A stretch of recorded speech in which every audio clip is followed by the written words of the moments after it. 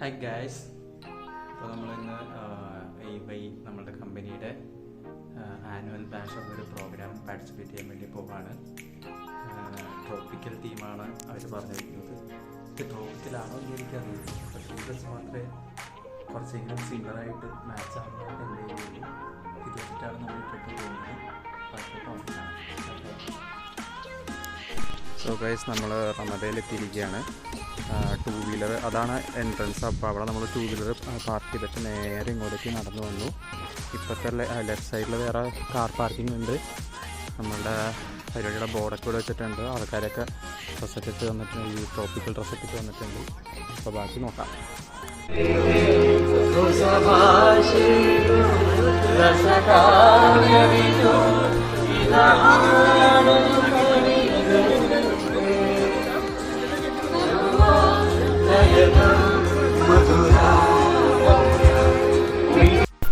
ഇത്തവണ മഴക്കാലമല്ലാത്തത് കൊണ്ട് തന്നെ ഓപ്പൺ സ്റ്റേജിലാണ് ഈ പരിപാടി നടത്തിയത്.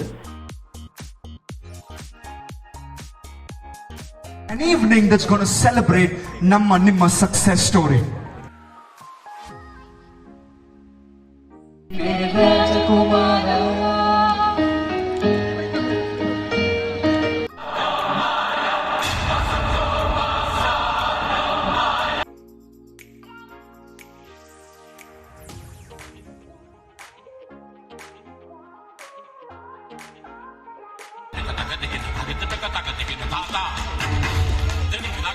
അത്യാവശ്യം നല്ല ഗ്രാൻഡ് പരിപാടി തന്നെയായിരുന്നു. ഈവയുടെ തന്നെ ബാൻഡിൻ്റെ കുറച്ച് പ്രോഗ്രാംസ് ഉണ്ടായിരുന്നു. അതുകൂടാതെ പുറത്തുനിന്നൊരു ബാൻഡ്, മറ്റേ ബാംഗ്ലൂരിലെ ഫേമസ് ആയിട്ടൊരു ബാൻഡ് സവാരി എന്ന് പറഞ്ഞ ബാൻഡിൻ്റെ പ്രോഗ്രാം ഉണ്ടായിരുന്നു. ഏറ്റവും ലാസ്റ്റ് DJ പ്രോഗ്രാമും അവർ അറേഞ്ച് ചെയ്തിട്ടുണ്ടായിരുന്നു.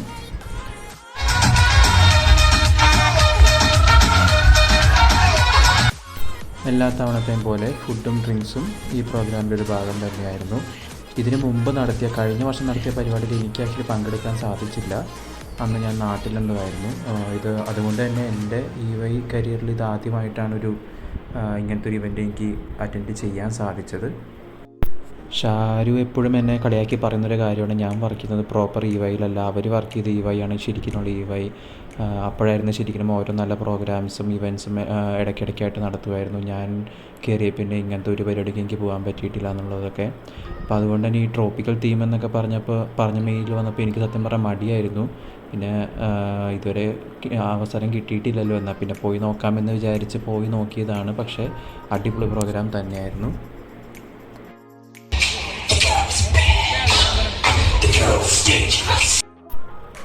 ഞാൻ പൊതുവെ അങ്ങനെ സംസാരം കുറവുള്ള ടൈപ്പ് ആയതുകൊണ്ട് തന്നെ എനിക്ക് ഇവിടെ ഒരു ഫ്രണ്ട് സോൺ സത്യം പറഞ്ഞാൽ കുറവാണ്. വളരെ ചുരുക്കം പേരായിട്ട് മാത്രമേ നല്ലൊരു കോൺടാക്ട്സ് ഉള്ളൂ. ഇപ്പോൾ അനീബേട്ടൻ, ദിനേഷ് എന്ന് പറഞ്ഞാൽ അങ്ങനെ കുറച്ച് പേര്, വരുൺ, അങ്ങനെ വളരെ കുറച്ച് പേരായിട്ട് എനിക്ക് സത്യം പറഞ്ഞൊരു കോൺടാക്ട്സ് ഉള്ളൂ. ഇതിനകത്ത് ദിനേഷും അനൂപുമായിരുന്നു അന്ന് ഈ പ്രോഗ്രാമിന് കൂടെ ഉണ്ടായിരുന്നത്. ഈ പാട്ടൊക്കെ സത്യം പറഞ്ഞാൽ എനിക്ക് വിത്ത് വോയിസ് എനിക്ക് പ്ലേ ചെയ്യണമെന്നുണ്ട്, പക്ഷേ കോപ്പിറൈറ്റിനൊക്കെ ഇഷ്യൂസ്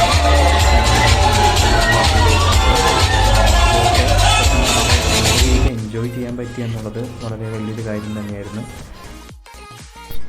അത്യാവശ്യം വളരെ നല്ല രീതിക്ക് തന്നെ ഡെക്കറേഷൻ കാര്യങ്ങൾ, ലൈറ്റിംഗ് എല്ലാം ചെയ്തിട്ടുണ്ടായിരുന്നു. സൗണ്ട് സിസ്റ്റമൊക്കെ നല്ല സൂപ്പറായിരുന്നു. ഫുഡും ഇപ്പോൾ എനിക്ക് കൂടുതലും ഈ സ്റ്റാർട്ടേഴ്സൊക്കെ ആയിരുന്നു ഏറ്റവും കൂടുതൽ ഇഷ്ടപ്പെട്ടത്. മെയിൻ കോഴ്സ് അത്ര എനിക്ക് പേഴ്സണലി ഇഷ്ടം കുറവായിരുന്നു. എനിക്ക് ഏറ്റവും കൂടുതൽ ഇഷ്ടപ്പെട്ടത് നമ്മളിപ്പോൾ ബാർബിക്യൂ നേഷനിലൊക്കെ പോയി കഴിഞ്ഞാൽ സ്റ്റാർട്ടറുകളാണ് ഏറ്റവും കൂടുതൽ കഴിക്കുന്നത്. ആ ഒരു പരിപാടി തന്നെ ഞാനും ഇവിടെ ചെയ്തുകൊണ്ടിരുന്നത് വെച്ചത് സ്റ്റാർട്ടേഴ്സാണ് ഞാൻ ഏറ്റവും കൂടുതൽ ഇവിടെ നിന്ന് കഴിച്ചത്.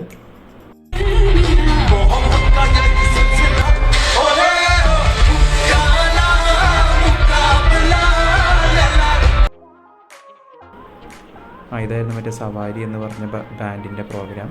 ഇതും നല്ല സൂപ്പർ. ഞാൻ ആക്ച്വലി ഈ ഒരു ബാൻഡിനെ പറ്റി കേട്ടിട്ടില്ലായിരുന്നു, പക്ഷേ നല്ലൊരു പ്രോഗ്രാം തന്നെയായിരുന്നു ഇവരുടെയും.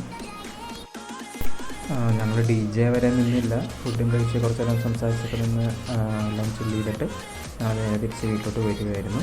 അപ്പോൾ ഇത്രയേ ഉള്ളൂ. Thanks for watching. Bye bye.